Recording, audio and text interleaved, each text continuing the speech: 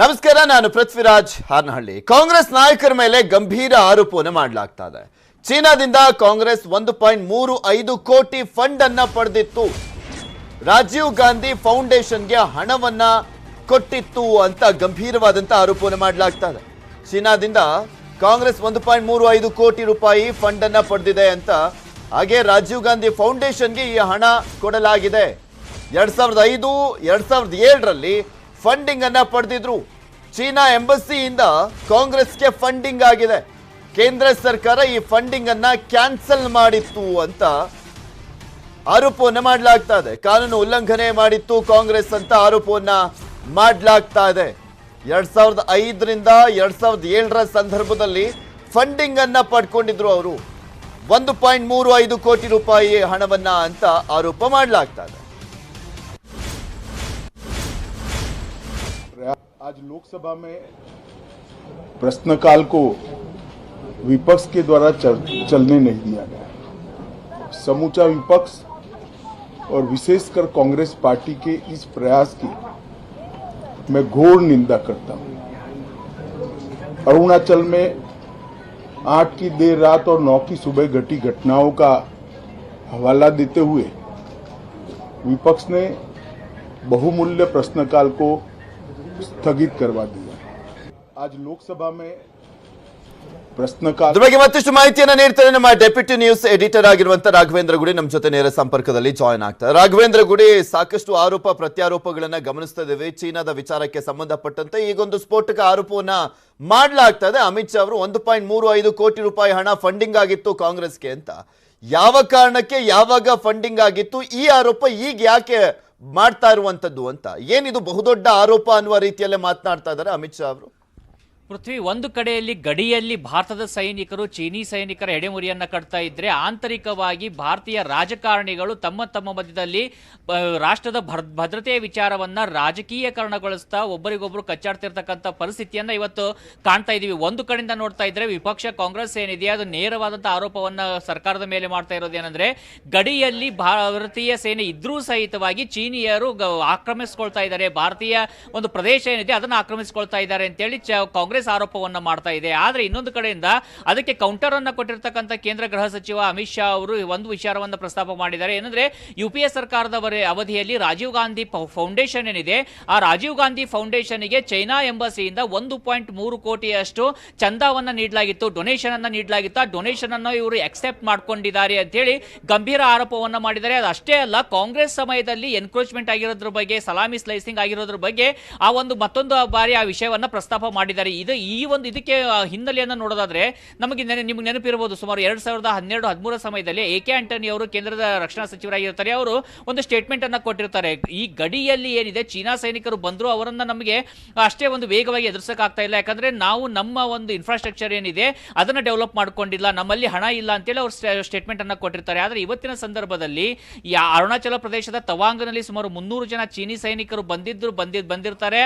ಆ ಸಮಯದಲ್ಲಿ ಭಾರತೀಯದ ಕಡೆಯಿಂದ 50 ಜನ ಸೈನಿಕರು ಪಹರೆಯನ್ನು ನಡೆಸ್ತಾ ಇರ್ತಾರೆ. ಆದ್ರೆ ಅರ್ಧ ಗಂಟೆ ಒಳಗಡೆ ಸುಮಾರು ಚೀನಿ ಸೈನಿಕರಿಂದ ಅಧಿಕ ಸಂಖ್ಯೆಯಲ್ಲಿ ಭಾರತೀಯ ಸೈನಿಕರು ಆ ಸ್ಪಾಟ್ ಅನ್ನ ರೀಚ್ ಆಗ್ತಾರೆ, ಮತ್ತೆ ಪ್ರತಿ ದಾಳಿಯನ್ನ ಕೂಡ ನಡೆಸಿರ್ತಾರೆ. ಹೀಗೆ ಈ ಎಲ್ಲ ವಿಚಾರಗಳು ಇಲ್ಲಿ ಪ್ರಸ್ತಾಪ ಆಗ್ತಾ ಇರುವಂತದ್ದು. ಒಂದು ಕಡೆಯಿಂದ ನೋಡ್ತಾ ಇದ್ರೆ ಕೇಂದ್ರ ಸರ್ಕಾರ ಆರೋಪ ಮಾಡ್ತಾ ಇರುವಂತದ್ದು, ನಿಮ್ಮ ಅವಧಿಯಲ್ಲಿ ಚೀನಾ ಭಾರತದ ಜಮೀನನ್ನ ಎನ್ಕ್ರೋಚ್ ಮಾಡಿದೆ ಅಂತ. ಇನ್ನೊಂದು ಕಡೆಯಿಂದ ಕಾಂಗ್ರೆಸ್ ಮತ್ತೆ ವಿಪಕ್ಷಗಳು ಆರೋಪವನ್ನ ಮಾಡ್ತಾ ಇರೋದೇನಂತ ನೋಡೋದಾದ್ರೆ, ಈ ಅವಧಿಯಲ್ಲಿ ಚೀನಾ ಬಂದು ನಮ್ಮ ಪ್ರದೇಶವನ್ನು ಆಕ್ರಮಿಸಿಕೊಳ್ತಾ ಇದೆ ಅಂತ. ಆದ್ರೆ ಒಂದು ವಿಷಯ ಇಲ್ಲಿ ಸ್ಪಷ್ಟವಾಗಬೇಕಾಗಿರುವಂತದ್ದು, ಚೀನಾ ಒಂದು ಭಾರತೀಯ ಪ್ರದೇಶವನ್ನ ಅದು 1962ರ ಒಂದು ವಾರ್ ಏನಾಗ್ತಾ ಇತ್ತು, ಆ ಸಮಯದಲ್ಲಿ ಅಕ್ಸೈ ಚೀನ್ ಅಂತ ಇವತ್ತು ಹೇಳುವಂತ ಬಹುದೊಡ್ಡ ಭಾಗವನ್ನ ಭಾರತದಿಂದ ಕಿತ್ತುಕೊಂಡಿರುತ್ತೆ. ಅರುಣಾಚಲ ಪ್ರದೇಶದ ಸಾಕಷ್ಟು ಪ್ರದೇಶಗಳನ್ನ ಕಿತ್ತುಕೊಂಡಿರುತ್ತೆ. ಇವತ್ತು ಕೂಡ 50 ವರ್ಷದ ಹಿಂದೆ, 1952ಕ್ಕಿಂತ ಹಿಂದಿನಲ್ಲೂ ಕೂಡ ಸುಮಾರು 68ರಿಂದ 70 ವರ್ಷಗಳ ಹಿಂದೆನೆ ಭಾರತದ ಈ ಅರುಣಾಚಲ ಪ್ರದೇಶದಲ್ಲಿ ಕೆಲ ಹಳ್ಳಿಗಳನ್ನ ಚೀನಾ ಆಕ್ರಮಿಸಿಕೊಂಡಿರುತ್ತೆ. ಅಲ್ಲಿ ಇವತ್ತು ಅದು ಒಂದು ಗ್ರಾಮಗಳನ್ನ ಕಟ್ತಾ ಇದೆ. ಆ ಒಂದು ವಿಚಾರವನ್ನ ಕೂಡ ಸಾಕಷ್ಟು ಬಾರಿ ಪ್ರಸ್ತಾಪನೆ ಮಾಡಿ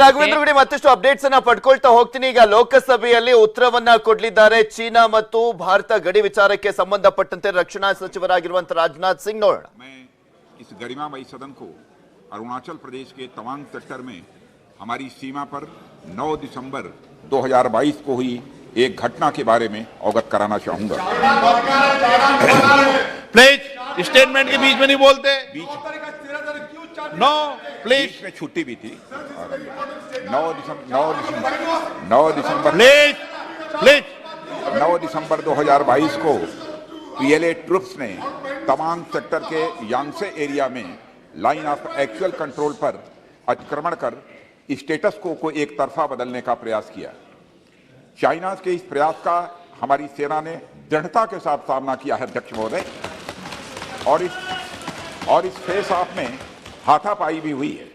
भारतीय सेना ने बहादुरी से पीएलए को हमारी टेरिटरी में अतिक्रमण करने से रोका और उन्हें उनकी पोस्ट पर वापस जाने के लिए मजबूर कर दिया अध्यक्ष महोदय। इस झड़प में दोनों ओर के कुछ सैनिकों को चोटें भी आई हैं और मैं इस सदन को अवगत कराना चाहता हूं कि हमारे किसी भी सैनिक की न तो मृत्यु हुई है और न ही कोई गंभीर रूप से घायल हुआ है। इंडियन मिलिट्री कमांडर्स के टाइमली इंटरवेंशन के कारण पीएलए सोल्जर्स अपनी लोकेशंस पर वापस चले गए अध्यक्ष महोदय, और इस घटना के पश्चात एरिया के लोकल कमांडर ने 11 दिसंबर 2022 को अपने चाइनीज काउंटर पार्ट के साथ स्थापित व्यवस्था के तहत एक फ्लैग मीटिंग की और इस घटना पर चर्चा की। चीनी पक्ष को इस तरह के एक्शन के लिए मना किया गया और सीमा पर शांति बनाए रखने के लिए कहा गया। इस मुद्दे को चीनी पक्ष के साथ कूटनीतिक स्तर पर भी उठाया गया है। अध्यक्ष महोदय, मैं इस सदन को आश्वस्त करना चाहता हूं कि हमारी सेनाएं हमारी भौमिक अखंडता को सुरक्षित रखने के लिए पूरी तरह से प्रतिबद्ध हैं और इसके खिलाफ किसी भी प्रयास को रोकने के लिए सदैव तत्पर है हमारी भारत की सेना। और मुझे विश्वास है कि यह सदन हमारी सेनाओं की वीरता और साहस को एक स्वर से समर्थन देगा। और अध्यक्ष महोदय, मैं पूरी तरह से आश्वस्त हूं कि यह संसद बिना किसी संशय के भारत की सेना की क्षमता, शौर्य, पराक्रम व प्रतिबद्धता का भी अभिनंदन करेगा। धन्यवाद अध्यक्ष महोदय। कोई माननीय, आप वरिष्ठ सदस्य हैं, सदन नियमों प्रक्रियाओं से चलता है और नियम प्रक्रिया के अंदर कोई भी स्पष्टीकरण का सदन में, लोकसभा में नियम प्रक्रिया नहीं है।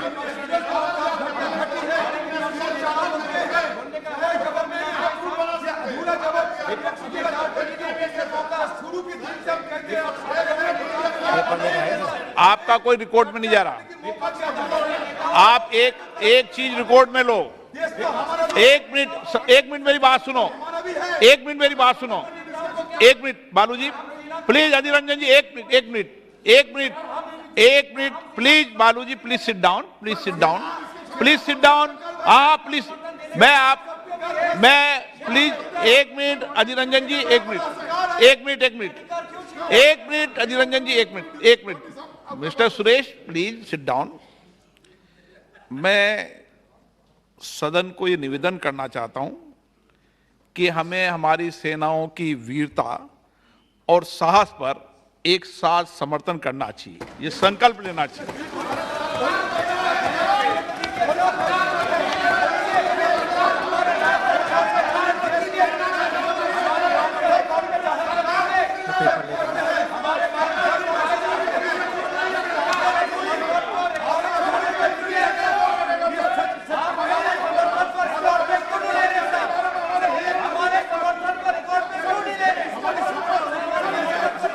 सदन की तरफ से रिकॉर्ड में सब चीज आ गई है।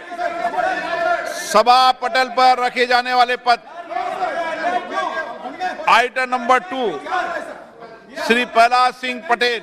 अध्यक्ष महोदय, मैं आपकी अनुमति से आज की संशोधित कार्यसूची में क्रम संख्या 2 पर उल्लेखित दस्तावेज में सभा पटल पर रखता हूँ, जो रिक्टम कुंडली और पोल्ट्री प्रोसेसिंग बोर्ड से संबंधित है।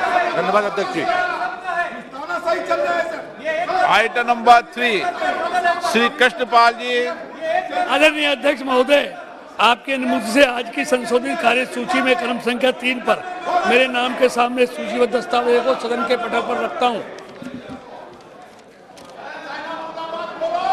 Item number 4, Dr. Sanjeev Kumar with your kind Balyan. permission, I rise to lay the paper listed against my name at serial number 4 in 2 days, revised list of business.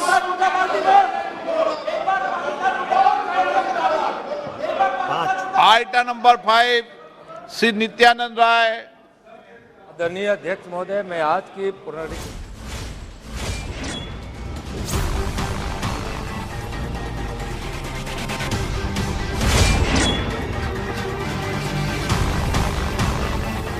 ಲೋಕಸಭೆಯಲ್ಲಿ ಉತ್ತರವನ್ನ ಕೊಟ್ಟರು ರಕ್ಷಣಾ ಸಚಿವರಾಗಿರುವಂತ ರಾಜನಾಥ್ ಸಿಂಗ್ ಅವರು. China ಸೇನೆಯನ್ನ ಹಿಮ್ಮೆಟ್ಟಿಸಿದ್ದೇವೆ ನಾವು, ನಮ್ಮ ಸೇನೆ ಸಾಕಷ್ಟು ಬಲಿಷ್ಠವಾಗಿದೆ.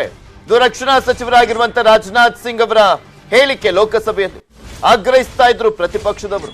ಇದ್ರ ಬಗ್ಗೆ ಇದೇ ವಿಚಾರಕ್ಕೆ ಸಂಬಂಧಪಟ್ಟಂತೆ ಕೋಲಾಹಲ ಎಬ್ಬಿತ್ತು. ಸೊ ಹೀಗಾಗಿ ರಕ್ಷಣಾ ಸಚಿವರೇ ಉತ್ತರವನ್ನ ಕೊಟ್ಟಿದ್ದಾರೆ. ಚೀನಾ ಸೇನೆಯನ್ನ ನಾವು ಹಿಮ್ಮೆಟ್ಟಿಸಿದ್ದೇವೆ, ನಮ್ಮ ಸೇನೆ ಸಾಕಷ್ಟು ಬಲಿಷ್ಠವಾಗಿದೆ, ಚೀನಾದ ಉದ್ದೇಶವನ್ನ ನಾವು ವಿಫಲಗೊಳಿಸಿದ್ದೇವೆ ಅಂತ ಹೇಳಿದ್ರು. ಚೀನಾದ ಉದ್ದೇಶವನ್ನ ವಿಫಲಗೊಳಿಸಿದ್ದೇವೆ, ನಮ್ಮ ದೇಶದ ಏಕತೆ ಅಖಂಡತೆಯನ್ನ ಒಡಿಲಿಕ್ಕೆ ಸಾಧ್ಯವಿಲ್ಲ, ನಮ್ಮ ಸೈನಿಕರ ಶೌರ್ಯವನ್ನ ನಾನು ಅಭಿನಂದಿಸ್ತೇನೆ, ಅವರ ಪರಾಕ್ರಮವನ್ನ ಮೆಚ್ಚಲೇಬೇಕು ಅಂತ ಸೇನೆಯನ್ನ ಕೊಂಡಾಡಿದ್ದಾರೆ ರಾಜನಾಥ್ ಸಿಂಗ್ ಅವರು. ವಿಪಕ್ಷಗಳ ಆರೋಪಕ್ಕೆ ಉತ್ತರವನ್ನ ನೀಡಿದ್ರು ರಾಜನಾಥ್ ಸಿಂಗ್ ಅವರು. ಏನಾಯ್ತು ಡಿಸೆಂಬರ್ 9ನೇ ತಾರೀಕು ಯಾವ ರೀತಿಯಾಗಿ ನಮ್ಮ ಭಾರತೀಯ ಸೈನಿಕರು ಅವರನ್ನ ಹಿಮ್ಮೆಟ್ಟಿಸಿದ್ದಾರೆ, ಯಾವ ರೀತಿಯಾಗಿ ಶೌರ್ಯವನ್ನ ತೋರಿಸಿದ್ದಾರೆ ಅನ್ನುವಂಥದ್ದನ್ನ ಬಣ್ಣಿಸಿದ್ದಾರೆ. ಅಲ್ಲಿ ಅದ್ರ ಬಗ್ಗೆ ಮಾಹಿತಿಯನ್ನ ಕೊಟ್ಟಿದ್ದಾರೆ. ಸೇನೆ ಬಲಿಷ್ಠವಾಗಿದೆ, ಯಾರು ಕೂಡ ಭಾರತೀಯ ಸೇನೆಯನ್ನ ಟಚ್ ಮಾಡ್ಲಿಕ್ಕೆ ಆಗೋದಿಲ್ಲ, ನಮ್ಮ ದೇಶದ ಏಕತೆ ಅಖಂಡತೆಯನ್ನ ಒಡಿಲಿಕ್ಕೆ ಅಸಾಧ್ಯ ಅಂತ ಮಾತನಾಡುದು. दिसंबर 2022 को पीएलए ट्रुप्स ने तवांग सेक्टर के यांगसे एरिया में लाइन ऑफ एक्चुअल कंट्रोल पर अतिक्रमण कर स्टेटस को एक तरफा बदलने का प्रयास किया। चाइना के इस प्रयास का हमारी सेना ने दृढ़ता के साथ सामना किया है अध्यक्ष महोदय, और इस फेस ऑफ में हाथापाई भी हुई है। भारतीय सेना ने बहादुरी से पीएलए को हमारी टेरिटरी में अतिक्रमण करने से रोका और उन्हें उनकी पोस्ट पर वापस जाने के लिए मजबूर कर दिया अध्यक्ष महोदय। इस झड़प में दोनों ओर के कुछ सैनिकों को चोटें भी आई हैं और मैं इस सदन को अवगत कराना चाहता हूं कि हमारे किसी भी सैनिक की न तो मृत्यु हुई है और न ही कोई गंभीर रूप से घायल हुआ है। इंडियन मिलिट्री कमांडर्स के टाइमली इंटरवेंशन के कारण पीएलए सोल्जर्स अपनी लोकेशंस पर वापस चले गए अध्यक्ष महोदय, और इस घटना के पश्चात एरिया के लोकल कमांडर ने 11 दिसंबर 2022 को अपने चाइनीज काउंटर पार्ट के साथ ಇದ್ರ ಬಗ್ಗೆ ಮತ್ತಷ್ಟು ಮಾಹಿತಿಯನ್ನು ನೀಡ್ತಾರೆ ನಮ್ಮ ರಾಘವೇಂದ್ರ ಗುಡಿ ನೇರ ಸಂಪರ್ಕದಲ್ಲೇ ಇದ್ದಾರೆ. ರಾಘವೇಂದ್ರ ಗುಡಿ, ರಾಜನಾಥ್ ಸಿಂಗ್ ಅವರು ಉತ್ತರವನ್ನ ಕೊಡ್ತಾ ಇದ್ರು. ಚೀನಾ ಸೇನೆಯನ್ನ ಯಾವ ರೀತಿಯಾಗಿ ಹಿಮ್ಮೆಟ್ಟಿಸಲಾಗಿದೆ ಅನ್ನುವಂಥದ್ರ ಬಗ್ಗೆ ಪ್ರತಿಪಕ್ಷಗಳಿಗೆ ಒಂದು ಕ್ಲಾರಿಟಿಯನ್ನ ಕೊಟ್ಟಿದ್ದಾರೆ. ಹೆಚ್ಚಿನ ಅಪ್ಡೇಟ್ಸ್ ಏನು ಲಭ್ಯವಾಗ್ತದೆ ಈಗ? ಪೃಥ್ವಿ, ಕೆಲ ವಿಷಯಗಳನ್ನು ಎಷ್ಟು ಒಂದು ಮಾಹಿತಿಯನ್ನು ಸಾರ್ವಜನಿಕ ವಲಯದಲ್ಲಿ ಇಡಬೇಕನ್ನೋದ್ರ ಬಗ್ಗೆ ಪ್ರಜಾಪ್ರಭುತ್ವ ರಾಷ್ಟ್ರಗಳಲ್ಲಿ ಸಾಕಷ್ಟು ಚರ್ಚೆಗಳಾಗ್ತಾ ಇರುತ್ತೆ. ಆ ಒಂದು ಚರ್ಚೆಗೆ ಮತ್ತಷ್ಟು ಪುಷ್ಟಿ ನೀಡುವಂಥ ಒಂದು ಹೇಳಿಕೆಯನ್ನು ಇವತ್ತು ರಾಜನಾಥ್ ಸಿಂಗ್ ಅವರು ಕೊಟ್ಟಿರುವಂಥದ್ದು.